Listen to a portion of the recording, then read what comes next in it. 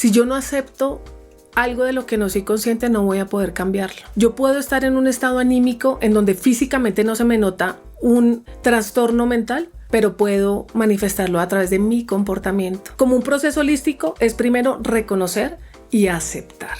Si yo no acepto, no lo puedo cambiar. Luego viene el proceso de hacerme consciente. Bienvenidos a otro episodio de Vivir Afuera, el podcast donde mezclamos los temas de la migración, de viajar y de migrar. Mi nombre es Andrew Carvajal, un abogado migratorio canadiense y un amante de los vinos.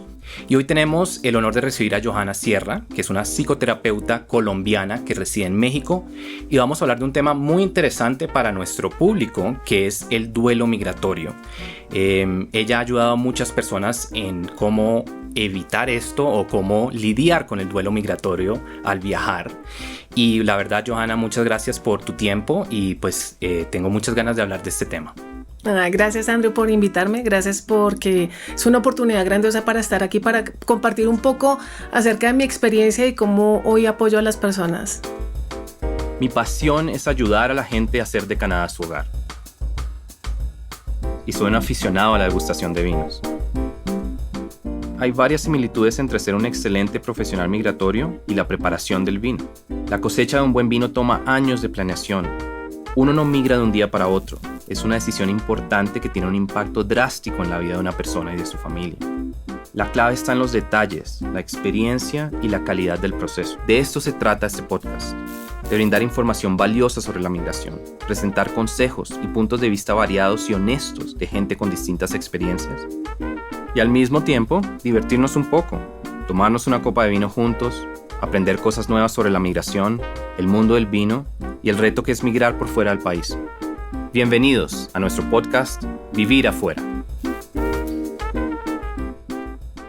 Bueno, entonces el formato de este podcast es que hablamos de vino y luego sí hablamos de migración y de tu experticia. Entonces primero te quiero contar un poco del vino que vamos a tomar hoy. Es un viño verde o vino verde, el primer vino portugués que vamos a catar en el podcast. Y es un nombre interesante porque muchas personas piensan que el viño verde o el vino verde, el nombre viene del color del vino, pero como te das cuenta no es un vino verde, ¿verdad? Tiene que ver más es con el color de la vegetación donde se cultiva, que es una zona muy verde al noroeste, norte de Portugal, y más que todo también tiene que ver con lo joven que son las uvas cuando se recogen. Son uvas que no han madurado mucho y por eso es que se llama vino verde. Al final del día se traduce más a como un vino joven que un vino de color verde, pero este es el nombre de denominación que se le da a los vinos de Portugal que se producen en esa zona y que, como te digo, se recogen muy temprano. Hay distintas cepas que se usan, pero una muy común es el Alvarinho. Este es 100% cepa Alvarinho, Sualeiro es la marca, y producido en la región de Monção, en Melgaço. Entonces, en la primera etapa de catar un vino, vamos a mirarlo. Entonces, te invito a que lo tomes. Si quieres, lo puedes poner en contra de la servilleta y hablemos un poco del color del vino. Cuéntame un poco qué notas. Ya de entrada vemos que no es verde, pero tampoco es un vino muy pálido. Cuéntame un poco qué ves. Que no es tan pálido y que no se ve tan claro. Sí, claro. A veces hay algunos vinos verdes que son un poco espumosos, les agregan un poco de...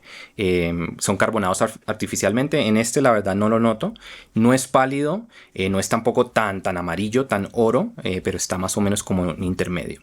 Ahora, si quieres, te invito a que giremos un poco el vino en la copa y disfrutemos los aromas. Cuéntame un poco qué notas en la nariz del vino. ¿Dulce? Sí, ¿verdad? Tiene dulce. De pronto como piña, durazno, como ese tipo de frutas tropicales, ¿verdad? Ajá, durazno. Yo creo que también como miel es algo que se puede distinguir. Y de pronto un poco también de frutos verdes, pera, puede ser, manzana. Wow, sí. Tiene notas cítricas, también yo no diría que solamente dulces. De pronto también un poco como de toronja, como de limón. Pero de pronto lo primero que nos pegó fue como dulzura, ¿verdad? Como durazno, lo que nos llamamos como apricot, también de pronto un poco de miel. Entonces, por lo menos la primera impresión es que va a ser algo no tan seco, va a ser un poco más dulce. Entonces, bueno, la mejor parte, salud. Salud.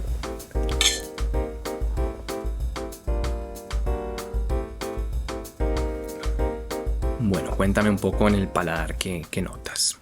Resalta el sabor de la fruta. Sí. En la lengua. Uh-huh. Y dirías que es un vino pesado o un vino ligero. No, ligero. Sí, es un vino ligero.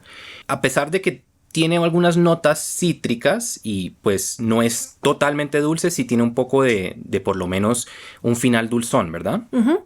En específico yo no había probado el Solheiro, pero a mí me gustan los vinos que son un poco dulzones, pero que no es demasiado, como que son un poco balanceados y este me parece que... Pero la acidez no dura. No. O sea, como que sí, es cierto. Dura tanto como el dulce. Sí, es Por cierto. eso decías como que le notas más la nota del dulce, ¿verdad? Uh-huh.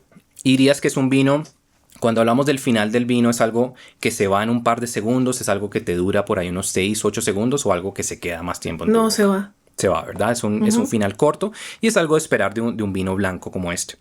Entonces, bueno, espero que te haya gustado. Muy rico. Siéntete libre de seguir tomando mientras charlamos. A muchas personas a veces creo que... ¿Se les pega? No lo hacen, pero dale, no hay ningún problema. Y bueno, y hablemos un poco del maridaje de este vino.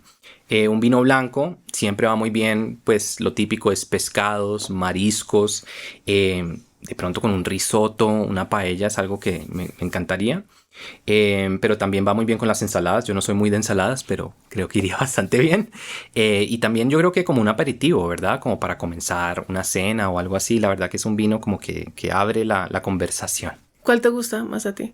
¿De qué? ¿De qué tipos de vinos? Sí. De todo, la verdad. Entre los blancos me gustan los que son más acuerpados, más dulzones. De los tintos también me gustan un poco que sean un poco más fuertes.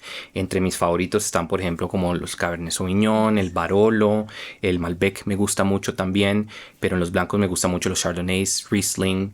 Y el vino verde, a pesar de que no he probado muchos, es uno que me ha gustado y este va a entrar en la lista. ¿Sí? Qué chévere, qué bueno, qué clasifico.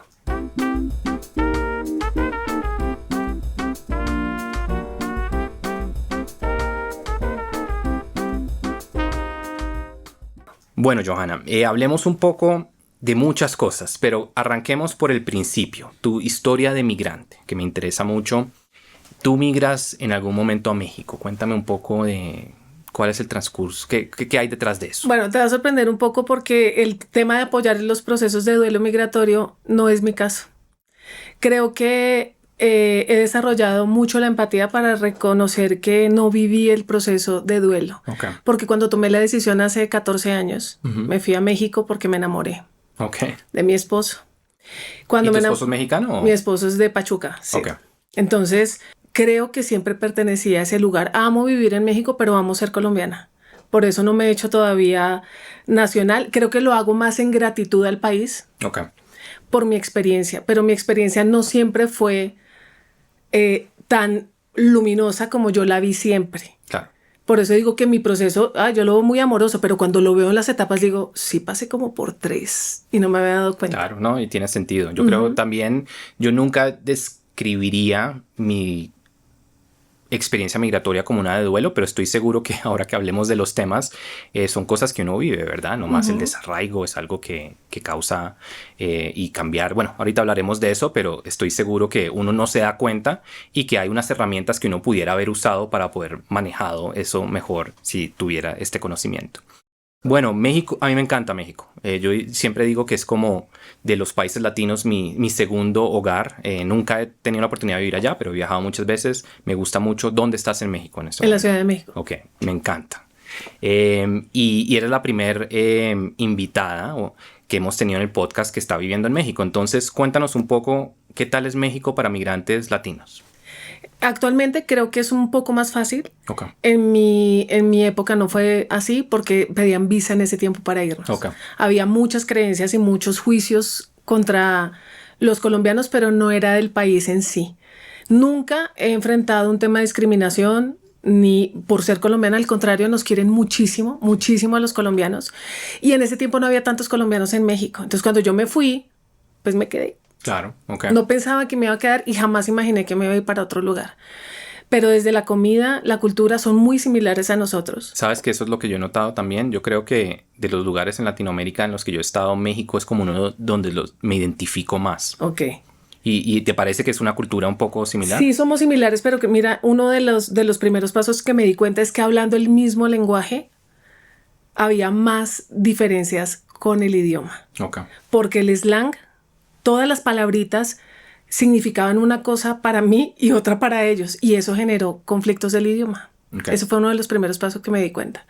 Pero vivir allá es maravilloso. Creo que para mí México es como lo dice mi suegro, es el cuerno de la abundancia. Hay para todos. Sí. Es maravilloso vivir allá. ¿Y siempre has estado en Ciudad de México? Siempre. Okay. Viví en Pachuca al comienzo, cuando hice todo el proceso de legalizarme en el país, que era lo primero que buscaba, pero nunca tuve la expectativa como, bueno, ¿y ahora qué voy a hacer? Pues trabajar. Claro. Y creo que eso lo tenemos mucho los colombianos, ¿no? No hay nuestras crisis y nuestra identidad nos ha hecho muy resilientes, la famosa palabra. Sí. Y emerger de la crisis es muy fácil. Es admirable lo que hacemos.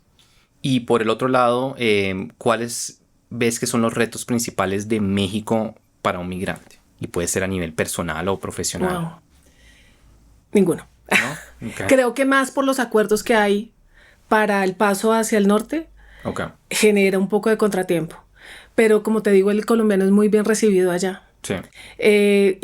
Creo que tuve la fortuna, cuando yo me fui, nunca vi a un colombiano, solo hasta los 5 años. Okay.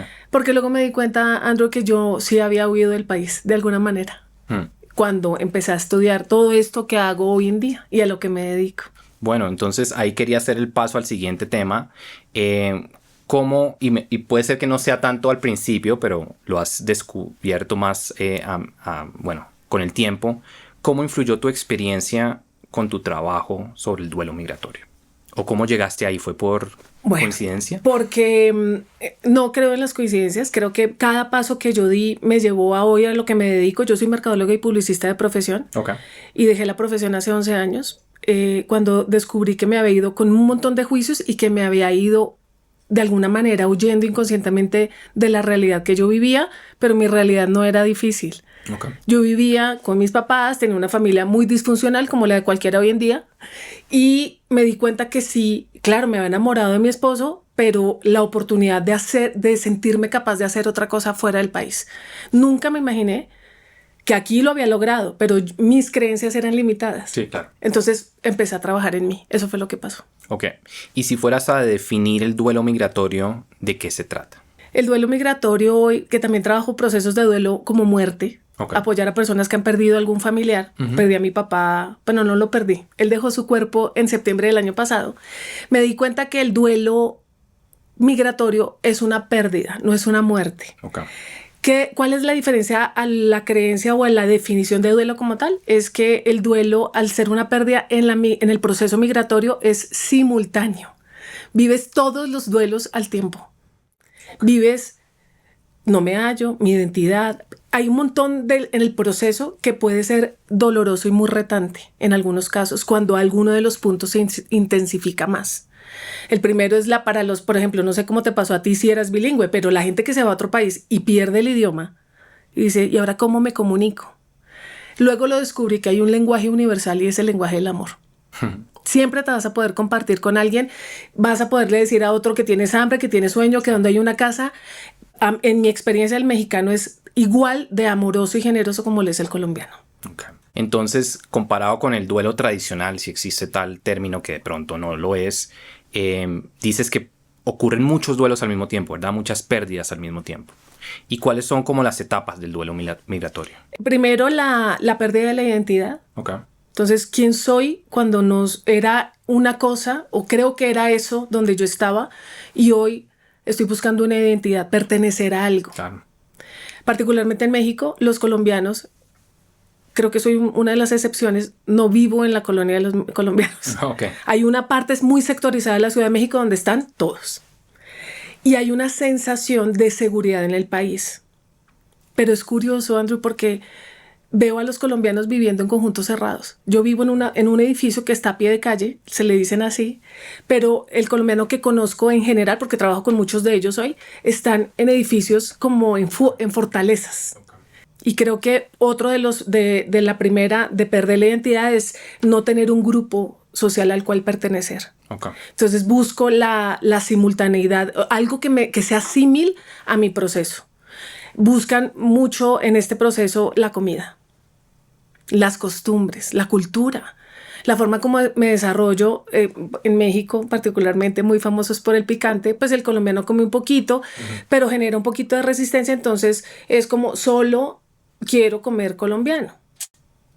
Y entonces tomar ese paso es un proceso también, y eso es un duelo. Claro. Porque pierdes un poco de la identidad cultural. Entonces, otro de los procesos es la falta de soporte emocional. Uh-huh.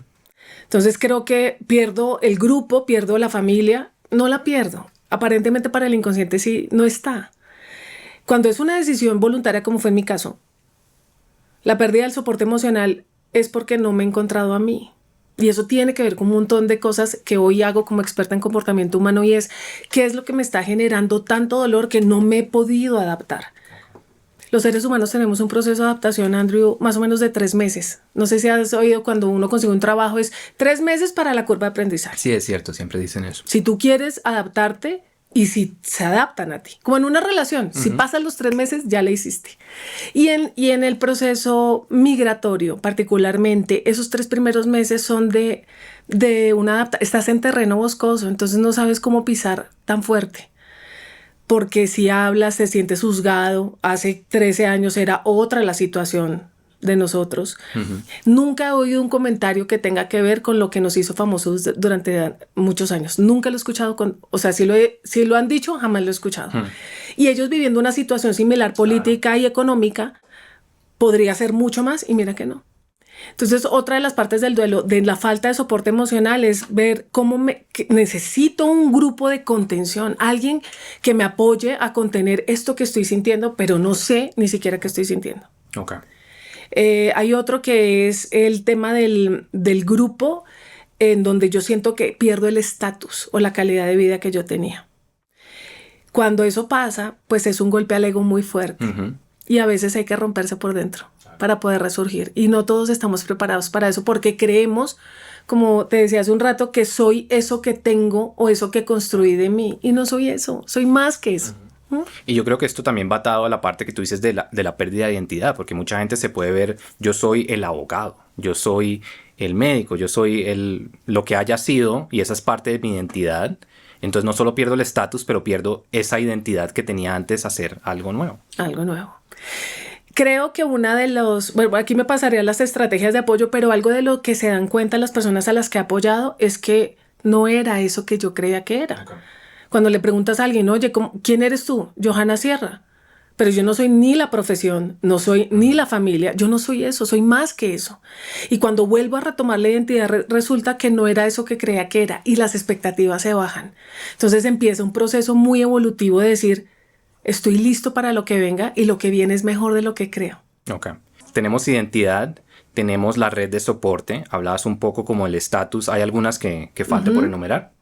El tema del soporte emocional, el tema de las emociones, el tema de la pérdida. Cuando hablo de estatus es la calidad de vida que tengo. Okay.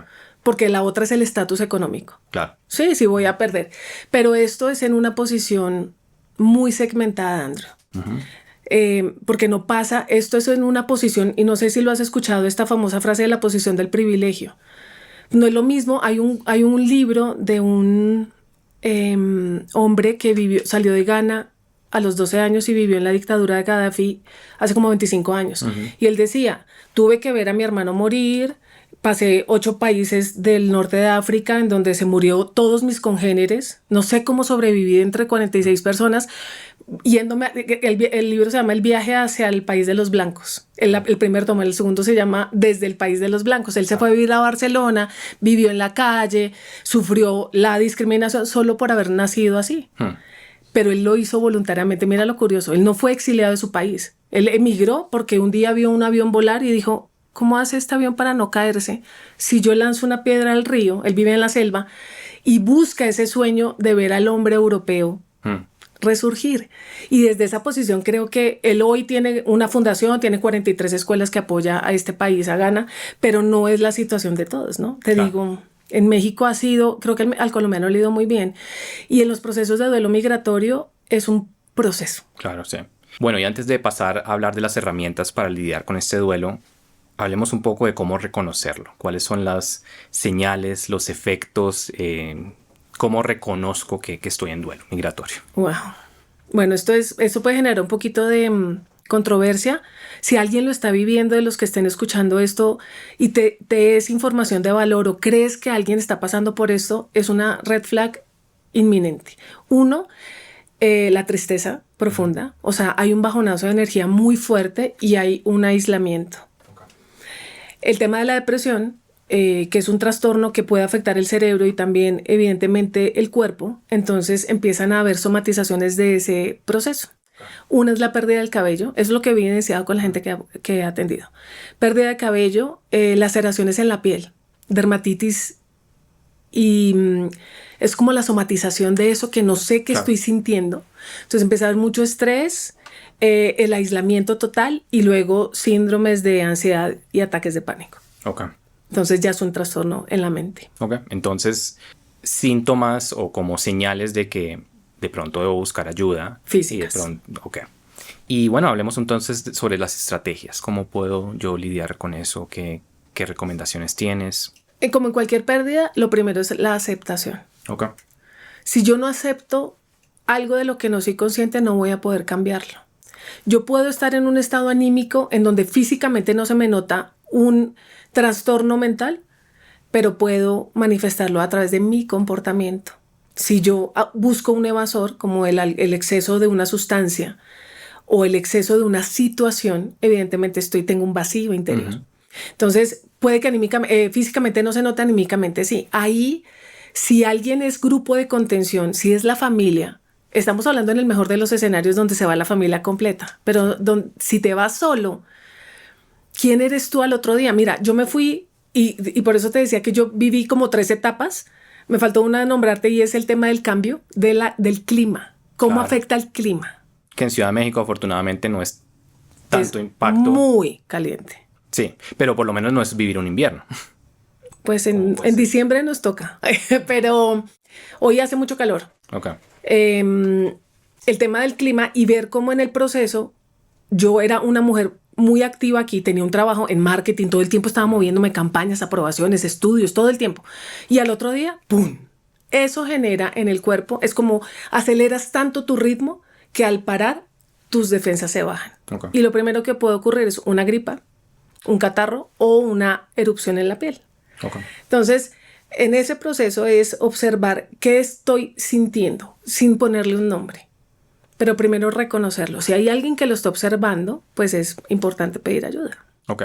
Y dirías que dependiendo de dónde viene el duelo o si es por la falta de la familia, de la red de apoyo, si es por la parte de identidad, ¿son distintas las herramientas que se usan o las estrategias? ¿O hay una manera más holística como de lidiar con el duelo? Yo desde mi experiencia lo he podido compartir. Creo que es un tema, bueno, aquí también voy a generar un poco de discrepancia con las creencias. Y los procesos de duelo es porque en algún momento yo me he sentido desarraigado de mi territorio. Claro. No estoy en mi lugar. Tiene sentido. Viviendo en el país. Uh-huh. Por eso cuando yo me fui, creía que no era capaz de nada porque yo nunca me sentí parte de algo. Yo tenía amigos aquí, los que tú quieras. Soy muy sociable, muy empática, pero no me daba cuenta que nunca me sentí en mi territorio. Y entonces el proceso de manera inconsciente se replica otra vez. Lo primero es ver el tema de raíz, qué es lo que está sucediendo, que no he resuelto en mi pasado, que se está presentando para que lo viva. No todos pasan por el proceso de duelo, aunque hayan sido emigrados o aunque hayan emigrado a fuerza. No todos lo viven igual. Resulta que cambian de país y al otro día consiguen un trabajo superior a lo que ellos vivían en ese momento. Entonces, como un proceso holístico, es primero reconocer y aceptar. Okay. Si yo no acepto, no lo puedo cambiar. Luego viene el proceso de hacerme consciente. ¿De qué soy responsable? O sea, aunque haya sido, ¿por qué estoy fuera del país? ¿Por miedo? ¿Porque me fui detrás de mi pareja? Porque la razón, uh-huh, para poder empezar a trabajar desde ahí. Entonces, si alguien me compartía hoy, no, imagínate que el entrenador físico se fue para México a vivir y dijo, si no me voy detrás de mi esposa, pues se me acaba el matrimonio. Entonces, esa pérdida de identidad es, ¿quién soy yo si no estoy con el otro? Uh-huh. Y es un proceso de confrontativo, Andrew, porque es darte cuenta quién eres en realidad. Claro. Es ese proceso de autoconocimiento al que hoy llevo 15 años en el ramo, porque yo empecé mi proceso antes, pero no me he dado cuenta por qué me había ido. ¿Y sabes cuál? ¿Qué me hizo ver con tanto amor en mi proceso? Que yo reconocí mis raíces. Yo reconocí que yo era colombiana y que yo no era la escandalosa, porque yo veía a un colombiano en México y yo, uy, qué gritones, uy, qué escandaloso, uy, qué groseros, uy, qué agresivos. Y eran puros juicios que ¿quién los tenía? Yo. Claro. Y a veces son cosas internas que uno también tiene que... Todo. Okay. Era interno, todo era interno. Y como te decía, yo era sociable, querida, sonriente. Así como me ves, he sido yo siempre. Pero no me he dado cuenta que internamente tenía un montón de juicios que me creían de alguna manera estar en una mejor posición. Cuando yo sané mis raíces, cuando yo reconocí de dónde pertenezco y en dónde estoy, hoy me doy cuenta que me es mucho más fácil venir aquí. Claro. Mucho más fácil. Antes yo lo veía, México era re lejos, Colombia era súper lejos, era súper difícil. Mi creencia me decía que era muy complicado. Quitan la visa. Yo la primera vez que vine fue a los 3 años. Yo decía, vengo por mi familia y vengo por mis amigos, no vengo por nadie más. Y luego empecé a venir y un día abrí la posibilidad. Mira cómo es el ser humano de maravilloso. Y lo dije en voz alta, ¿qué pasaría si yo viniera más seguido a Colombia? Desde ese momento no he dejado de vengo cada 2 meses. Súper. Y ha sido por proyectos que hago en desarrollo personal aquí para venir a traer con mucho amor a la tierra que amo profundamente. Bueno, me alegra porque así te tenemos hoy acá en el estudio. Sí. ¿Crees entonces de pronto que a veces el duelo migratorio puede ser que la migración es como algo, lo que llamamos en inglés como un catalyst, un catalista de algo que existía interno, pero fue este cambio lo que lo sacó a flote? Sí, definitivamente tenemos muchos catalizadores. En el duelo migratorio es la experiencia maravillosa para poder crecer como ser humano. No, lo dices perfecto, es una catapulta para darme cuenta que puedo ser en las áreas de mi vida más abundante, más seguro, amarme más, reconocerme, pero eso tiene que tener un trabajo interno importante. Entonces el duelo, como es personal, el duelo como a veces no se supera, puedo aprender a vivir con él y me adapto. Había una frase que me llevé mucho a México cuando me fui y es: cuando dejas de luchar y aceptas, la situación desaparece automáticamente. Entonces tu inconsciente, tu mente, que es muy poderosa pero muy condicionada y a veces floja, se cree todo lo que le dices. Entonces cuando yo veía que la posibilidad era que podía aceptar sin sufrir, las cosas dejaban de pasar automáticamente. No había resistencia, yo conseguí trabajo al mes. Y conseguí trabajo en otra cosa que no era mi profesión, pero era un rol ejecutivo. Y yo decía, ¿y ahora cómo voy a hacer? Pues, ¿qué sabía hacer? Trabajar. Claro. ¿Qué sabía hacer? De la dificultad, del miedo, crecer. Y atravesar esa barrera del miedo, que es tenemos 3 miedos muy grandes. 1, a morir. 2, a no hacer las cosas que queremos hacer y entonces luego nos arrepentimos. Y la tercera, hablar en público. Entonces, dentro de los miedos que vivimos, o sea, el miedo es uno solo. Es una gran puerta negra que dices, ¿y al otro lado qué hay? Pero hay que atravesar la barrera del miedo para poder crecer, como tú dices. Un catalizador que me permita ver una nueva posibilidad. Trabajo, pareja, amigos. Y esa red de apoyo que te digo, siempre vas a tener tu red de apoyo. Lo primero que yo oí cuando me fui a México fue que una de mis hermanas me dijo, recuerde que si usted se va, usted aquí tiene su hogar. Eso fue como no anclarme, sino reconocer que yo tenía siempre un lugar al que volver. Creo hoy que eso me permite servir mejor aquí porque amo el servicio, amo poder apoyar a las personas y lo sigo haciendo allá y sigo viviendo mi proceso. Claro. Como te digo, es un proceso continuo. Yo alguna vez decía, y mira que hoy me pasa, como si yo pudiera estar en una máquina del tiempo y pudiera abrir una puerta y estar en otro lugar. Y hay momentos en donde digo Bogotá en vez de... porque me siento en el mismo lugar. Sí, a mí me pasa a veces. ¿Sí? También. ¿Te pasa? ¿Y crees que hay edades donde es mucho más fuerte? Usemos como 3 en general, digamos, las personas de menos de 18 años, digamos entre 20 a 35, bueno, 20 a 40 y de pronto ya más que eso. ¿Hay alguna edad que el duelo es más fuerte o que sí hay como más posibilidad de que les dé más duro? Qué buena pregunta. Creo que tiene que ver con el proceso como ser humano. Para un niño que se está adaptando, desde que lo cambias del colegio en la misma ciudad, va a haber un efecto, ¿no? Porque dejas de pertenecer. Sí. Como que algo te excluye. Cuando el proceso es doloroso, en el sentido de que la persona es más grande y le toca irse, puede perder más porque tiene más creencias arraigadas. Hay más miedos. Claro. Entre más crecemos, si no trabajamos internamente en nosotros, pues los miedos se ponen más fuertes y ¿qué termina pasando? Pues a eso a lo que tanto le temo. Entonces, si tuviera que verlo como segmentado un perfil, creo que a las personas que tienen mayor edad les es más difícil, es que la palabra tiene un peso emocional, más retante cambiar de país a las más grandes. ¿Y crees que hay una manera de prepararse antes de emigrar para lidiar con eso? Agradecer, la gratitud.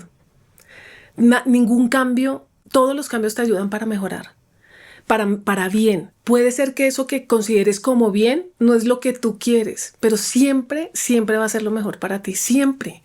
Así estés 2 meses y te toca devolverte. Pero recuerdo mucho, realmente la experiencia de vivir en otro lugar te forja el carácter.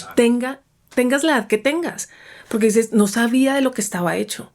De tener, siempre decía, ¿no? En mi creencia, yo le decía a ese poder superior, me diste 2 manos, tú dame las ganas, yo cruzo todas las puertas, aún con miedo, yo las cruzaba y nunca me faltó nada. Pero como te digo, yo iba con la expectativa, para mí serían 2 cosas, la gratitud y quitar las expectativas. Ok, sí, tiene sentido. ¿Cómo va a ser mi vida? Aquí, presente, haz planes, pero estás aquí, porque lo único que tienes es ahorita. Uh-huh. Y cuando las expectativas son bajitas, la recompensa es enorme. Y si vas solo o si vas con familia, ¿ves que en algún caso es más fácil que en el otro?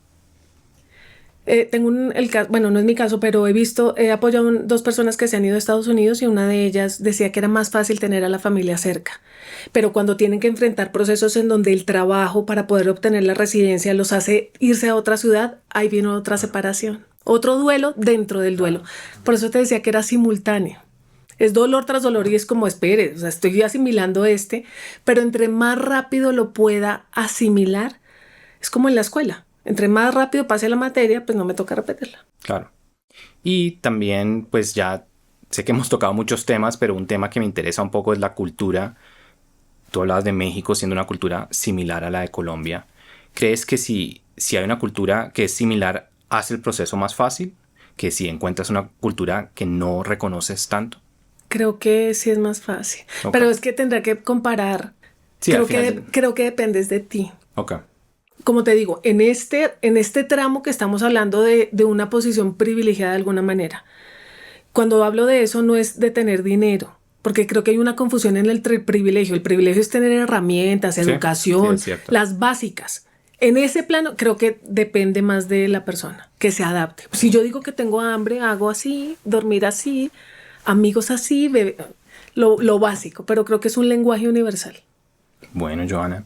Y si quisieras darle a nuestra audiencia, aquellos que están pensando en migrar o están prontos a migrar, iniciando su proceso migratorio, ¿qué consejo les das para enfrentarse al duelo migratorio?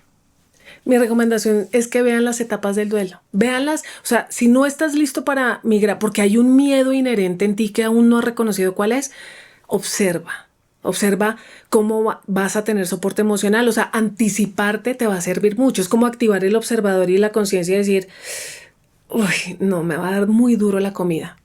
No te vayas. O ve mirando la red donde vas a conseguir los restaurantes o aprende a cocinar. Blíndate de herramientas antes de. Entonces repasa las etapas de estos posibles duelos. No todos pasan por lo mismo, pero si lo puedes ver y anticiparte, creo que es más fácil. Entonces digo, ya me preparo y no voy en un proceso de resistencia. Claro.